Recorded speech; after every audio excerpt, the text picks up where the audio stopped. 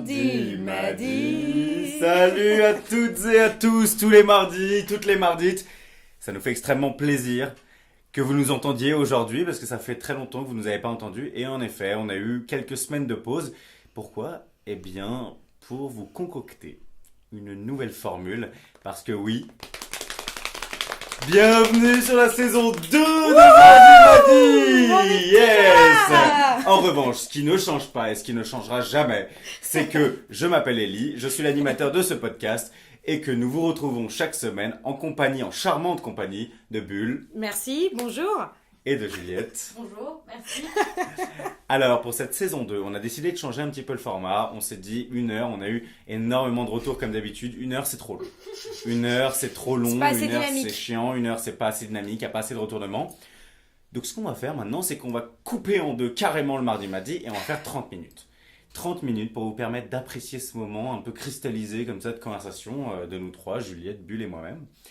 Mardi va donc chaque semaine, chaque mardi, se retrouver autour d'une citation de quelqu'un de célèbre qui a dit donc quelque chose autour tout de même d'une thématique, puisqu'on adore les thématiques, on adore discuter. On est spécialiste des thématiques. On est spécialiste des thématiques. Vous avez plus ou moins compris l'enjeu, on vous réservera une petite surprise à la fin de ce podcast. On en vient tout de suite à la citation du jour. On se retrouve aujourd'hui avec une citation de George Orwell sur le sport. Je vais vous la lire. Pratiquer avec sérieux, le sport n'a rien à voir avec le fair-play. Il déborde de jalousie haineuse, de bestialité, du mépris de toute règle, de plaisir sadique et de violence. En d'autres mots, c'est la guerre, les fusées en moins. J'ai trouvé que c'était particulièrement approprié en cette période de Coupe du Monde. Tout à fait. Alors Bulle, est-ce que d'abord tu peux nous dire un peu qui est George Orwell rapidos? Bravo. Grand alors sportif. super, j'ai l'impression d'être en colle. George Orwell, vous m'arrêtez si je me trompe, on est d'accord que c'est un écrivain. On est d'accord. 20e 20e, tout à fait. Et c'est lui qui a écrit 1984. Exactement. Donc une belle dystopie comme on les aime, sans espoir, sans avenir, glauque, tout ce qui y a quoi. Que du bon. Tout à fait, on relève aussi l'ouvrage La ferme des animaux. Ah, dans le genre, pas mal aussi. Incroyable comme bouquin. Oui, traumatisé par les totalitarismes. On ne s'étonne pas tant que ça qu'il ait une citation qui ramène le sport en fait à une forme de guerre continuée par d'autres moyens. Intéressant. Alors toi Juliette, tu penses quoi de cette citation? Déjà, est-ce que tu la trouves forte, belle, grande? Je la trouve forte, belle et grande, mais non, je la trouve intéressante et en plus je trouve qu'elle... c'est marrant parce que en français, qui n'est pas la langue maternelle de George Orwell, mais on dit souvent d'un comportement que c'est sport, ou c'est pas très sport ce qu'il a fait, machin. Et là, justement, il explique au contraire. Nous, ce qu'on entend quand on dit ah oui, ça c'est un geste sport, c'est-à-dire un geste hyper fair-play, de par exemple relever l'adversaire, un truc comme ça, c'est ce qu'il dit. Pour lui, c'est le contraire du sport. Le sport, c'est pas très sport finalement. Le sport, c'est pas sport. T'en penses quoi ça, Bulle? Quelle contradiction. Non, mais je suis parfaitement d'accord. Et d'ailleurs, ça me rappelle quelque chose dont d'ailleurs, je crois que c'est avec toi qu'on en parlait justement par rapport au dernier match qu'on avait vu. Où, tu sais, sur le terrain, quand les joueurs ils s'écroulent l'un sur l'autre ou ils se blessent, souvent juste après il y a une petite tape sur l'épaule, un petit frictionnement de bras où d'un point de vue extérieur en tant que spectateur tu te dis c'est sport, c'est sympa, le type il l'a renversé et c'est toi qui me disais qu'en fait c'était tout simplement une provocation en fait pour dire allez mon petit gars, ça va bien se passer. Le langage corporel est symbolique hyper important dans le sport et même en général, où en gros j'ai l'impression qu'une tape sur le crâne par exemple c'est clairement un geste infantilisant. C'est même presque un geste de soumission. C'est un geste paternel, tu vois, c'est un geste paternel. Et quand tu regardes par exemple des best-of de Zlatan Ibrahimovic, qui est quand même un joueur par exemple assez provocateur, il aime beaucoup mettre une petite tape sur le cul, mettre une petite main à la joue, caresser les cheveux ou quoi avec un petit sourire mesquin. Évidemment toute l'idée est genre qu'en apparence ça semble sport, alors qu'en fait il y a de la rivalité, etc. C'est sûr. Moi, ce qui m'a frappé dans cette citation, c'est le tout début. C'est quand il dit le sport pratiqué avec sérieux. Comme s'il y avait vraiment deux sports différents. Le sport amateur et le sport pro. Est-ce que l'une de vous déjà a pratiqué un sport professionnel une fois ou pas du tout? Professionnel? Pas de manière professionnelle, mais disons plus que genre simplement vite fait quoi. Ouais. Non, moi, Plus qu'un simple hobby avec un tout petit peu d'investissement personnel. Si, moi j'ai fait des compétitions de natation quand j'étais plus jeune, mais j'ai fait de la compétition de natation sauvetage, donc alors, et en plus version pas du tout nationale, hein, c'était entre clubs parisiens. Ouais, mais c'est déjà. Mais c'est quand même la compétition. Oui, voilà, on était en compétition, mais je pensais justement à ce que tu disais entre la différence entre amateur et professionnel. Moi je pense qu'en fait elle se joue pas là la différence. C'est plus, elle se joue dans quelle optique tu es. Justement, typiquement, moi, à mon niveau, c'était quoi qu'il arrive, c'était de l'amateur. Parce que même si c'était des compètes entre différents clubs de natation, ça restait quand même de l'amateur. On gagnait rien de particulier. Tu gagnes quand même, il y a ce truc. Mais il y avait un enjeu, typiquement, quand tu es en compétition avec des gens, ou dans ce cas-là, tu te crées un enjeu sportif que t'as pas quand t'es dans ton propre club entre tes amis ou que tu fais un match de foot. Oui, c'est ça, t'as raison. Je pense que c'est pas amateur pro, mais c'est juste comment tu c'est ça, c'est comment tu t'investis dans le sport. D'ailleurs, en vrai, c'est ce qu'il dit, il pratiquait avec sérieux. C'est ça. C'est quand même un bon paradoxe parce que le sport, à la base, la majorité des sports, c'est quand même des jeux. On parle le foot, c'est un jeu, le basket, c'est un jeu, la plupart des sports. Alors... Et je suis d'accord avec Bulle parce que c'est aussi un truc de comportement, c'est-à-dire qu'il y a des gens qui, même dans un jeu de petits chevaux, vont instaurer quelque chose qui relève de la compétition. Ouais. Moi, il y a un des petits que je garde qui est d'une mauvaise foi mais monumentale. J'ai jamais vu ça. Le gamin, mauvais joueur, ans, tu vois. Et c'est-à-dire que dès qu'il perd aux petits chevaux, c'est-à-dire qu'il fait pas un double 6 ou je sais pas quoi, il décide d'arrêter le jeu en fait parce qu'il sent que non mais tu vois ce que je veux dire, c'est que c'est pas t'es pro ou t'es amateur, c'est aussi le sérieux effectivement que tu donnes à ce que t'es en train de faire. Il y a quand même une différence entre être mauvais joueur et pour autant pas forcément prendre le truc super au sérieux. C'est-à-dire quand t'es mauvais joueur, oui tu prends le truc au sérieux parce que tu te vexes, mais ce jeu c'est pas ta vie, tu vois ce que je veux dire. Genre tu peux te barrer en pleurant ou en courant parce que t'as perdu une partie de petits chevaux. Je suis pas sûr que le mec se donne à fond dans les petits chevaux, c'est sa vie, tu vois. Bah il y a des gens pour qui gagner c'est plus important que le jeu en fait en lui-même. C'est juste la victoire dépasse le plaisir du jeu quoi. Vous, ça vous est déjà arrivé, pas forcément de pratiquer un sport de manière professionnelle, mais d'avoir à mener une activité sportive où vraiment la victoire importe pour vous? Ouais, moi dans mes compétitions de natation, je me souviens d'une fois, donc moi je faisais natation sauvetage, donc j'avais des épreuves de vitesse, comme dans tout truc de natation, donc 4 nages, pas quoi, et j'avais une épreuve où je devais faire 50 mètres en crawl, et ensuite sur la longueur qui me restait, je devais plonger à 2 mètres, récupérer un mannequin, utiliser une sorte de, je sais plus comment on appelait ça, une sorte de civière à mannequin, donc il faut que je l'installe, que je la récupère, et tracter le mannequin, et là la course se terminait. Et moi au départ je savais pas trop si je voulais y aller à cette compète, mais il se trouve que j'étais plutôt bonne en tout cas dans mon club, donc on m'avait dit mais si viens, ça va être marrant, et j'étais vraiment partie dans cette optique de toute façon j'ai rien à perdre, c'est une après-midi je nage, et en fait je me suis retrouvée à j'ai jamais trop su pourquoi j'ai pas réussi à aller chercher le mannequin. Si je sais, c'est parce que j'étais essoufflée, j'avais nagé beaucoup trop vite par rapport à avant. Toujours est-il que j'étais la première de ma ligne, et arrivée à l'épreuve du mannequin j'ai perdu en fait toute mon avance parce que j'arrivais pas à aller chercher le mannequin, et j'ai perdu au moins 4-5 minutes sur place et essayer de reprendre mon souffle pour plonger, j'arrivais pas, bref, et j'ai commencé à faire une sorte de crise, pas d'angoisse, mais j'étais pas bien.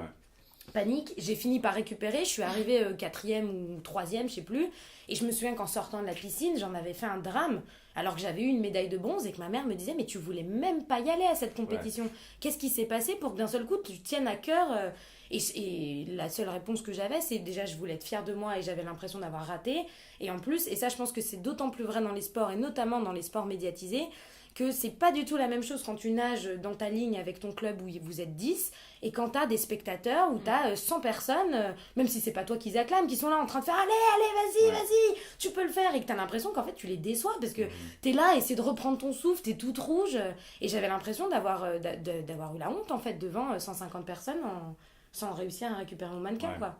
Il y a un truc de public. Alors moi je vous dis pourquoi cette citation me parle pas mal, c'est que je suis en train de regarder un animé japonais qui s'appelle Haikyuu, qui est un animé sur le volleyball que j'ai déjà vu mais que je revois, qui est incroyable et que je suis en train de binger à une vitesse monumentale, qui en gros raconte une jeune équipe de lycéens qui décide de se mettre au volley, enfin qui faisait déjà un peu de volley et qui vraiment se donne à fond dans le truc. C'est-à-dire qu'ils sont pas pros mais ils se donnent vraiment à fond, c'est leur passion, et il y a un truc d'émotion extraordinaire où vraiment mais ils chialent après chaque match qu'ils perdent parce qu'ils sont déçus, etc. Ils se donnent vraiment à fond, ils se dépassent comme pas possible. Et il y a un personnage notamment qui fait partie de l'équipe parce qu'il est plutôt grand, etc. et que ça lui plaît le volley, mais il se donne pas particulièrement à fond. Il s'appelle Tsukushima. Et il comprend pas pourquoi les autres se donnent à fond, et il dit ouais en fait c'est qu'une activité de club, on s'en fout, tu vois. Et à un moment il se confronte à son meilleur pote qui lui se donne à fond, Et il lui dit, mais tu comprends pas pourquoi on se donne à fond, c'est par fierté quoi qu'on fait ça. C'est par dépassement personnel, parce qu'on a envie d'être fier de ce qu'on fait. Et un truc aussi d'exultation du corps, où juste, à un moment donné, t'arrêtes de réfléchir et tu joues, enfin tu fais du sport quoi. C'est genre, il y a un truc extraordinaire avec ça. Toi Juliette, t'as eu une expérience un peu similaire à Bulle?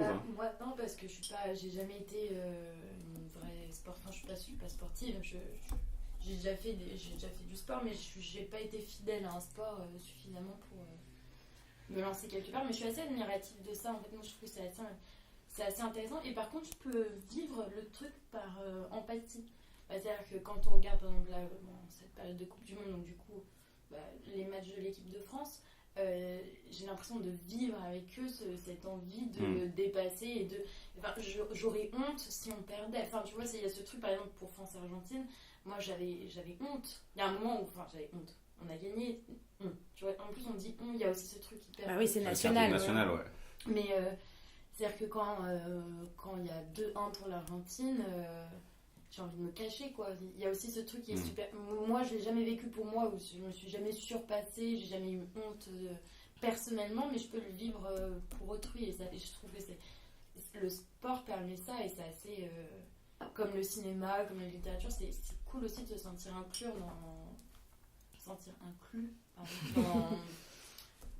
dans un mouvement quoi. Ouais, carrément. Mais je suis d'accord, le truc de honte, je pense qu'il y a aussi, dans les citations, en tout cas, il dit ça déborde de bestialité. Il y a un truc qui dépasse la rationalité, et d'ailleurs, donc c'est l'idée de plus réfléchir et juste de se donner à 100%. Et il y a un truc de dingue, justement, dans cet animé, où les mecs, par exemple, en gros, ils vont perdre le match, c'est sûr. En gros, voilà, les adversaires ont déjà 2 sets d'avance, c'est la balle de match pour eux. Bref, ils sont beaucoup plus forts, il y a pas de problème, ils vont perdre, tu vois. Mais il y a une balle qui arrive loin. Et juste, ils se donnent quand même à fond jusqu'à s'écraser par terre pour essayer de rattraper la balle, parce qu'il y a un truc genre se donner jusqu'au bout, genre comme une espèce de bête, au détriment de toute rationalité, où clairement, que tu la rattrapes ou non, et même si elle est irrattrapable, la balle, tu vas perdre, tu vois. Ouais, mais ça me fait penser à 2 trucs. C'est que au niveau de quand tu parlais de bestialité dans la citation, c'est que pour revenir sur France-Argentine, les dernières minutes du match, c'était quand même des minutes les plus bestiales du match, où tu avais l'impression que tout le monde allait se frapper dessus, parce qu'il y avait une tension telle qui faisait que le terrain de foot s'est transformé en terrain de lutte à un moment, tu vois. Ah ouais, t'as eu cette impression-là? Ah, mais à la fin, c'était... c'est pas pour rien que Giroud a un carton. Il a un carton parce qu'il a trop... Contestation d'arbitre, ouais. Voilà, il a trop parlé. Et de la même manière, là, cet après-midi, je suis tombée sur un truc que j'ai vu sur Facebook, bon bref, une vidéo, c'est nul, c'était un match de basket entre les Philippines et l'Australie, et l'Australie avait 31 points d'avance, tu vois, donc c'était la fin du match, je crois, donc c'est sûr qu'elle allait gagner, tu vois, il n'allait pas avoir de retournement de situation à 30 points, tu vois, c'était fait, et en fait, il y a eu un petit geste d'un Philippin, je crois, qui a fait tomber un Australien, et ça s'est transformé en baston général. Mais alors ne regardez pas la vidéo parce que c'est flippant.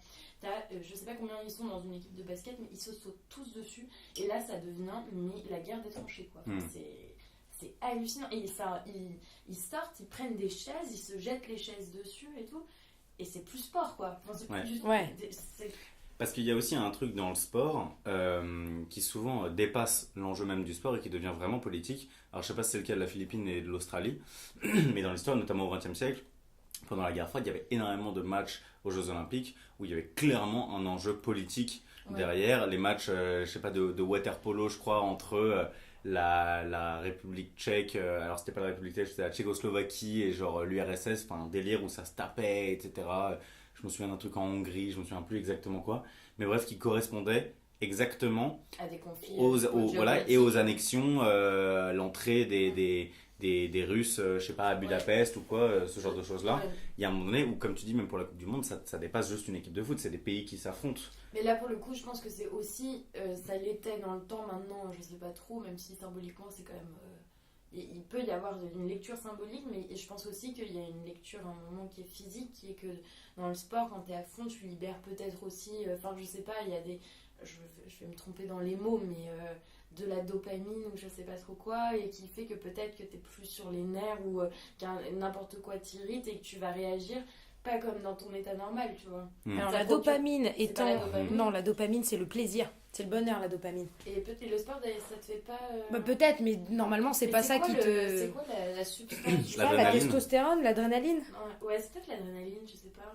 En tout cas, c'était la dopamine, je croyais que c'était aussi lié au pour plaisir. rebondir sur le plaisir, il y a un truc quand même qui est assez étonnant dans ce que dit George Orwell, c'est que pour moi le sport c'est quand même un truc qui se joue aussi à l'échelle personnelle, c'est est-ce que tu es capable de te dépasser, de dépasser tes limites.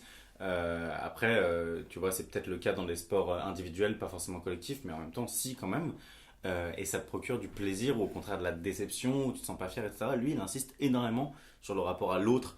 Tu sais, il dit jalousie haineuse, bestialité, mépris, plaisir sadique et violence. Ah ouais. C'est quand même des termes super forts. Mmh. Toi, Bulle, tu penses qu'il peut y avoir à ce point-là une sorte de vraiment de Mais violence? moi, ça a toujours été un truc qui m'a toujours un peu fascinée par rapport à ça. Et d'autant plus que maintenant, je m'intéresse un peu plus au foot. Mais ça a toujours, en tout cas dans mon imaginaire collectif et aussi dans la façon, dans mon imaginaire collectif, j'aime bien, dans mon collectif personnel imaginaire, et surtout dans la façon dont j'ai été élevée, c'est-à-dire avec des parents qui détestent le sport et surtout le foot. Il y a toujours dans ma tête, le foot, c'est un sport de grosses bêtes, quoi. C'est des types qui se jettent dessus, c'est le coup de boule, c'est les mecs qui perdent des dents, c'est un combat de boxe, mais pas encadré, quoi. Et je sais plus pourquoi j'ai ça, oui. Et ça m'a toujours fasciné justement que dans une idée qui est quand même un sport, dans ce que j'ai d'amateur, évidemment, soit en tant que pratiquante amatrice, soit en tant que spectatrice, il y a toujours cette idée que les gars, calmez-vous, c'est un jeu, ou calmez-vous, c'est un sport. Après, on on va se fait pas... souvent prendre au jeu quand on regarde un match de foot, on est en mode vas-y, nique-le, Ouais. Mais défonce c'est sa ça, race, et c'est ça etc. qui est, quand t'as un tout petit peu de recul, tu dis c'est n'importe quoi. On est en Mais train moi, de c'est se vraiment foutre sur la un gueule pour des conneries. d'adrénaline, tu vois. Mais c'est ça qui est fou, c'est que C'est- même par rapport aux supporters, tu vois tous les trucs qu'il y a eu avec par exemple la tuerie affreuse là dans le stade allez, ça va me revenir. En 81, quand il y a eu des centaines de morts au Stade de France. Quand le stade s'est écroulé? Non, des supporters, mais il y a eu un mouvement de foule. Peut-être à des centaines, j'exagère, mais il y a eu des bousculades, il y a eu des gens qui se sont fait écraser, puis même des affrontements tout simplement entre supporters, des règlements de compte entre parce fan que- clubs, c'est fou quand même, parce de que c'est fait, même pas des joueurs. Oui, mais là, c'est plus du sport, c'est spectateur du sport. Je quoi. pense Oui, mais que- ça c'est relié au sport, c'est ça qui est Ouais. fou. Je pense qu'il y a deux choses. Déjà, le sport aujourd'hui, j'ai l'impression que c'est un petit peu, clairement, la continuation des combats de gladiateurs. De toute façon, ça se passe dans les mêmes stades, un peu en forme d'amphithéâtre, etc. Où les mecs, en gros, font du sport. Je dis les mecs, mais c'est les meufs aussi. Font du sport au lieu juste de se tuer littéralement. Mais il y a quand même une continuation de ça. Et il y a aussi un truc ultra symbolique. Où, genre, nous, on déporte toute notre Bien sûr. Bien sûr. violence et notre envie de C'est la meurtre catharsis. sur le. Ouais, c'est carrément ça. Oui, il y a un côté hyper théâtre. En fait. Bah bien sûr. Mais dans ce que disait George Orwell, ce qui est intéressant, c'est qu'il lui, il le voit vraiment comme, il voit vraiment le sport comme l'humiliation de l'adversaire, Ouais, c'est ça. l'anéantissement de l'adversaire. Et nous, tout à l'heure, il y a quelques jours, on était un peu étonnés parce que tu sais, donc on a l'application Le Monde et à la fin de chaque match, ils sortent une petite phrase qui résume un peu l'ambiance du match en donnant le résultat.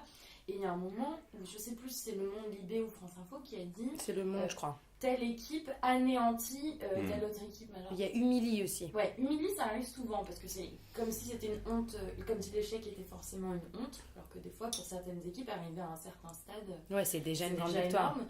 Mais anéanti, moi j'avais été étonnée par le terme utilisé parce que pour moi, l'anéantissement, c'est quand même. Je veux dire, c'est la mort quoi. L'anéantissement, c'est la bombe atomique qui explose et puis tout le monde qui meurt quoi. Mais alors, en revanche, déjà, moi je pense que la citation ne s'applique pas à tous les sports. Déjà, première chose. Parce que je pense qu'il y a des sports qui sont pas forcément dans un rapport à l'autre. Tu vois, par exemple, le jogging, c'est du sport, faire du jogging, et genre, c'est pas dans un rapport à l'autre, il n'y a pas de truc d'anéantissement, tu vois. De sport Pas de truc d'adversaire. Quoi. violent. En gros, c'est un sport qui suppose des adversaires, première Ouais, chose. Voilà, dès qu'il y a un enjeu compétitif, il y a des adversaires. Et quoi. en plus de ça, moi je suis pas quand même tout à fait. Enfin, je suis d'accord sur l'aspect jalousie, bestialité, etc. Mais en revanche, il dit quand même du mépris de toute règle.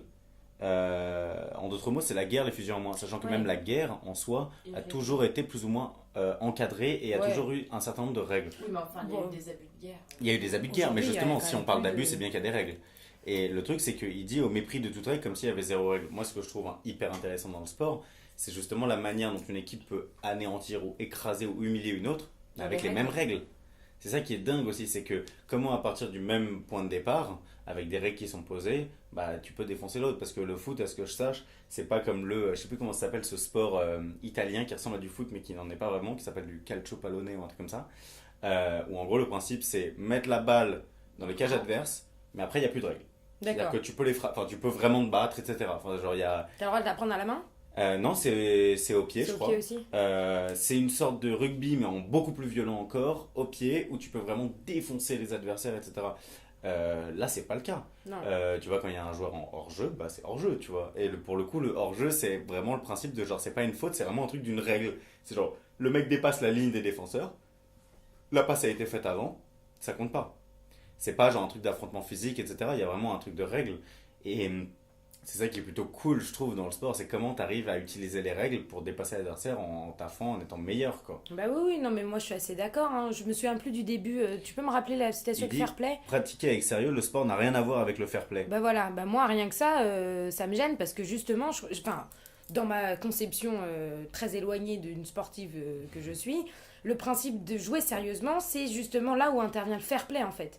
Enfin, dans ma façon de voir les choses. Parce que être fair play quand il n'y a aucun enjeu, c'est à la limite, c'est presque normal. C'est-à-dire, on joue entre amis. Ce qui est beau dans le fair play, c'est justement cette idée qu'il y a des enjeux, il y a quelque chose qui est pratiqué de manière hyper sérieuse, et ça ne t'empêche pas de garder à l'esprit que tu es face à un autre être humain, éventuellement un camarade, ou tout simplement un adversaire de sport, quoi. Que ce soit, alors là, pour tous les sports d'équipe, ou même, voilà, Bah alors, je vais reparler d'un truc qui, moi, m'a super énervé, mais du coup, ça va bien avec ce truc. C'est pendant le match Uruguay-Portugal, où il y a Cavani, le buteur uruguayen, qui s'est blessé.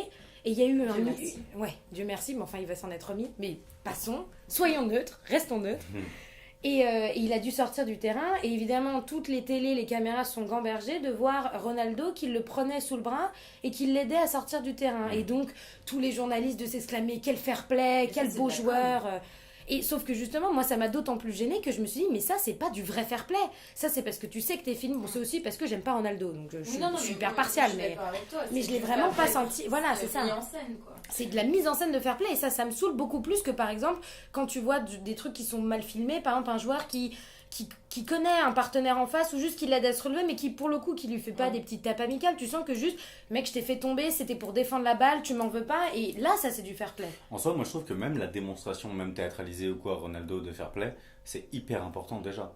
Parce que, genre, à l'échelle, aujourd'hui, le sport est regardé par des millions de téléspectateurs. Et déjà, même un geste qui est, tu vois, organisé, préparé, tout ça, et qui est très dans la démonstration, bah, c'est quand même une. Tu vois, c'est quand même une preuve de fair play, même si c'est fait exprès, etc., que c'est pas un mouvement du cœur hyper sincère, mais c'est juste important déjà de le montrer, parce que ça introduit déjà un truc plus explicite, en mode, même si on n'est pas fair play au fond du cœur, au moins on l'est dans nos actions. Je suis d'accord avec toi, mais dans le cas de Ronaldo, moi j'ai pas vu ce match-là, mais ce qui est assez énervant, c'est que tu sais très bien que Ronaldo c'est devenu un produit commercial, c'est-à-dire que tout plan qui est fait sur lui et tous ses gestes sont scrutés, mais comme Neymar ou certains joueurs, même Griezmann peut-être, j'en sais rien. Mais du coup, évidemment que c'est pas le mec qui va foutre un Cristiano Ronaldo, il ne peut pas, il ne peut pas foutre un coup de boule à un joueur, il ne peut pas, si on lui tend la main, ne pas la saisir, tu vois. Bah, franchement, ça dépend, parce qu'il y a beaucoup d'autres joueurs qui font aussi leur promo sur leur côté agressif et provocateur. Typiquement, Ibrahimovic. Ibrahimovic, le mec, justement, il va avoir d'autant plus de com qui va à un journaliste lui dire me ferme ta gueule, tu connais rien au foot. Oui, mais c'est ça sa com. Et la com de Cristiano Ronaldo, c'est d'être aimé de tous. Non, mais c'est pas mal, tu vois. Si ça lui permet de prendre Cavani sous le bras. Mais moi, si je suis Cavani, le mec il me prend, je sais très bien qu'il en a rien à foutre de moi, il m'aide à m'enlever. Du coup, ça inverse le truc, je suis gênée. Enfin, c'est pas que je suis gênée. Bon, après, je suis pas Cavani, je m'en fous, mais c'est. Il y a quand même un truc de. Là, on a passé un stade de médiatisation qui fait que tout est faux, en fait, de toute façon. Ouais. Et c'est plus du sport, là, c'est même pas du sport, c'est de la télé, en fait. Bon alors, oui, pardon, moi je disais juste ça justement pour cette idée que pour moi le fair play n'a de place que parce qu'on y joue sérieusement. En tout cas, n'a de valeur que parce qu'on joue sérieusement. Ouais. Et de là, alors moi, mais bon, après il dit ce qu'il veut, paix à son âme, mon ami Georges, mais le côté, la fin là, la guerre sans les fusils, moi je trouve ça très très lourd comme vision du sport. Ouais. Ça me dérange énormément comme vision du truc. Alors que je suis parfaitement consciente que dans le sport, il y a une forme de violence. Mais ce qui me plaît justement dans ce sport, c'est que c'est une violence qui est réelle, mais qui est toujours contenue, en tout cas maîtrisée. Et par exemple, je repense à cette fin de match, on va arrêter de parler du foot, mais on est tellement dans ce truc, et malheureusement c'est le seul que je regarde.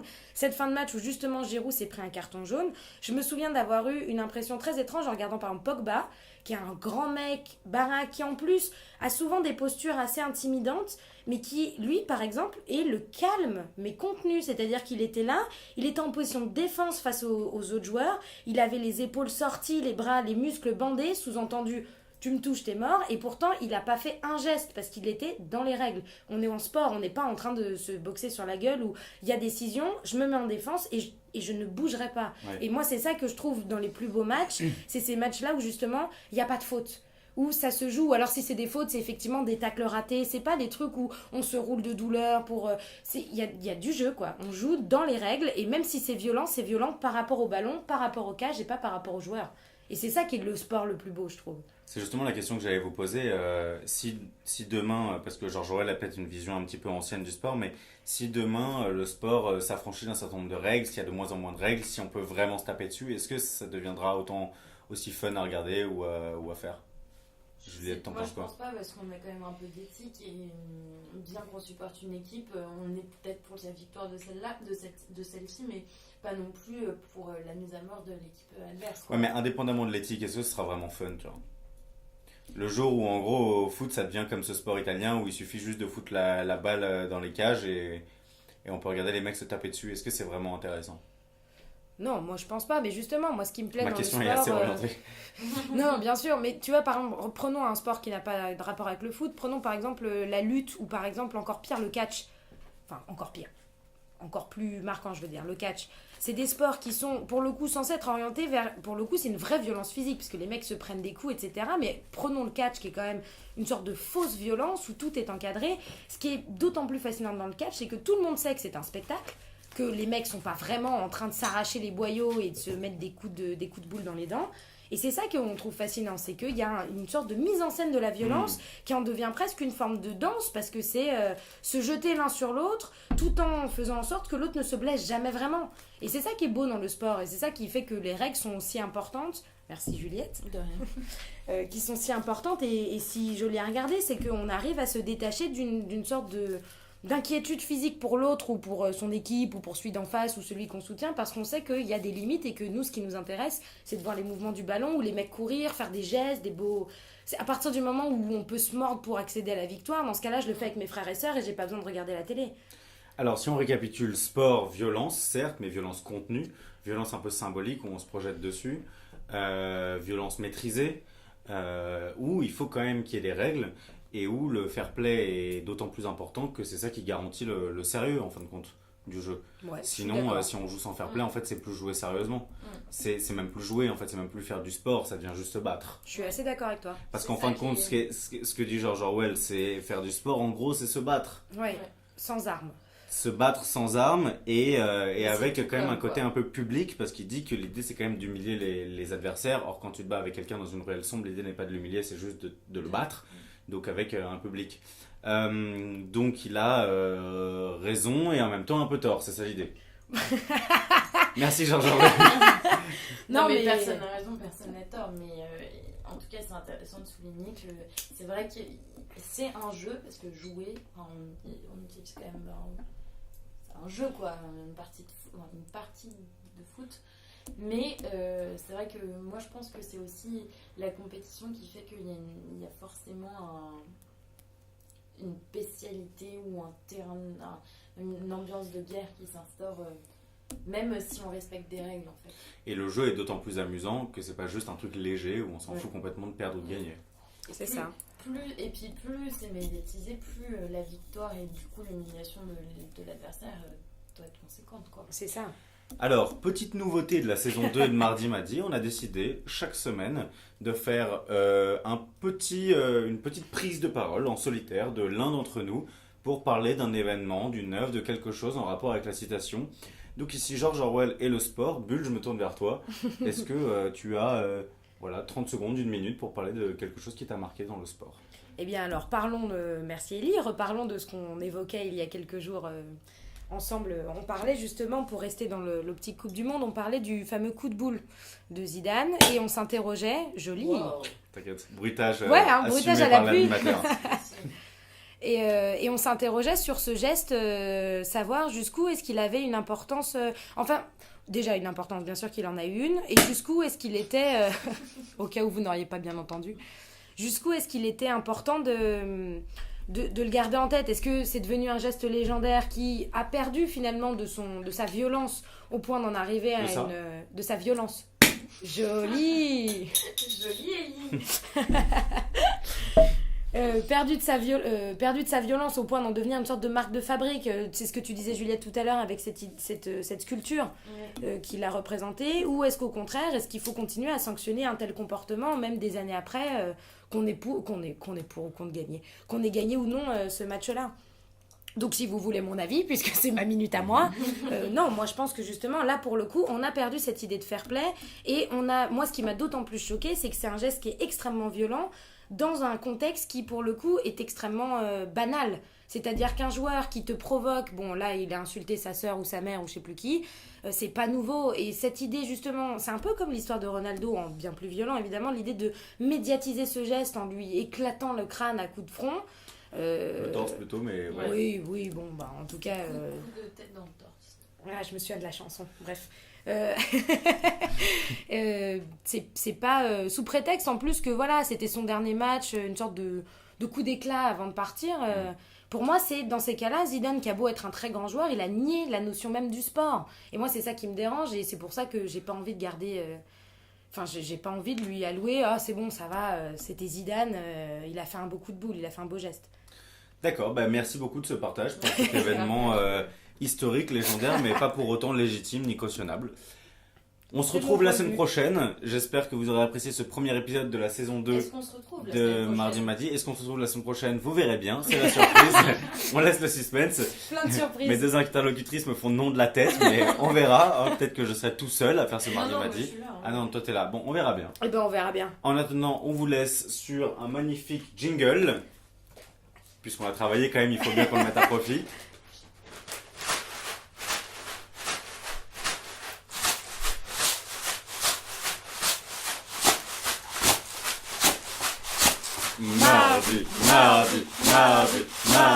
Mardi Madi. Salut à tous et à toutes, bisous, on vous embrasse, on vous aime. Et vive la France! Et vive la France! Allez les Bleus! La prochaine fois qu'on se retrouvera, on sera peut-être champion du monde! Allez!